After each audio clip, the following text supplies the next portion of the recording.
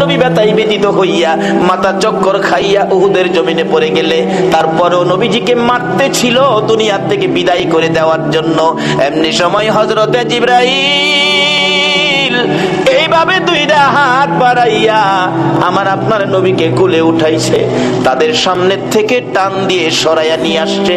উহুদ পাহাড়ের মাঝামাঝি নিচ থেকে দেখা যায় না এমন একটা জায়গায় নিয়ে জিবরাইল নবীরে কোলে লইয়া ডাকতেছে, ও উহুদের পাথর, উহুদের পাহাড় রে, দেখ যেই নবী না হইলে তোরা হইতে না, আমি হইতাম না, কুল কায়নাত হইতো না। এই নবীরে মারতে মারতে কি অবস্থা করেছে, নবী বেহুশ, জ্ঞান ফিরে না, একটু বিছানার ব্যবস্থা করে দে, আল্লাহর বন্ধুকে শোয়াইয়া রাখি। জিবরাইল বলেন, এই বলে ডাক দেওয়ার সঙ্গে সঙ্গে দেখি লম্বা একটা পাথর ফাইটা তুলার মতো নরম বিছানা হইয়া যায়। জিবরাইল এই বিছানার মধ্যে আমার আপনার নবীকে শোয়াইয়া মাথার পাশে বসে আছে, নবীজির জ্ঞান ফিরে না। অনেকক্ষণ পর নবীজি দুইটা চোখ খুলছে, ডান দিকে মাথা ফিরাইছে, বাম দিকে ফিরাইছে। জিবরাইল ডাকে, হুজুর আমি জিবরাইল আপনার মাথার পাশে।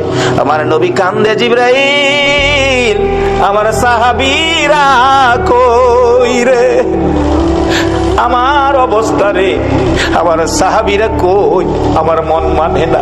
জিবরাইল বলেন, ইয়া রাসূলুল্লাহ আপনার দান দান মোবারক শহীদ, মাথার লোহার টুপি ভেঙ্গে টুকরা ভিতরে, বেহুশ ছিলেন, উপরে নিয়ে আসলাম, সাহাবীদের খবর পরে নিবেন। হুজুর আমি জিবরাইল আপনার ব্যথার রিপোর্ট গুলো আল্লাহর দরবারে পৌঁছে দেওয়ার জন্য আমি অপেক্ষায় আছি। হুজুর বলুন দাঁত ভাঙ্গা ব্যথাগুলো কেমন লাগে, আমি আল্লাহর কাছে পৌঁছাবো। হুজুর বলুন মাথা ভাঙ্গা ব্যথা কেমন লাগে, আমি আল্লাহর কাছে পৌঁছাবো।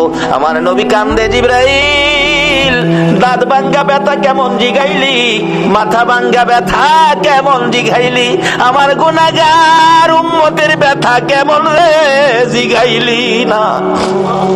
জিবরাইল শুনো, দাঁত ভাঙ্গা ব্যথা মাথা ভাঙ্গা ব্যথার চাইতে রে আমার গুনাহগার উম্মতের ব্যথা বেশি।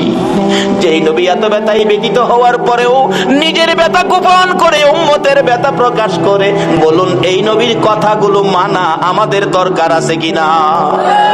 মানলে জান্নাতি, না মানলে দুজকি। মানলে আবু বকর, না মানলে আবু জাহেল। সুজা আওয়াজ, মানলে আবু বকর, না মানলে আবু জাহেল। আপনারা কি আবু বকর হবেন না আবু জাহেল হবেন? আবু বকর হইতে পারলে লাভ হবে না লস হবে? কিন্তু আবু বকর হইতে পারলে নবীর কথা মাইন্না হবেন না না মাইন্না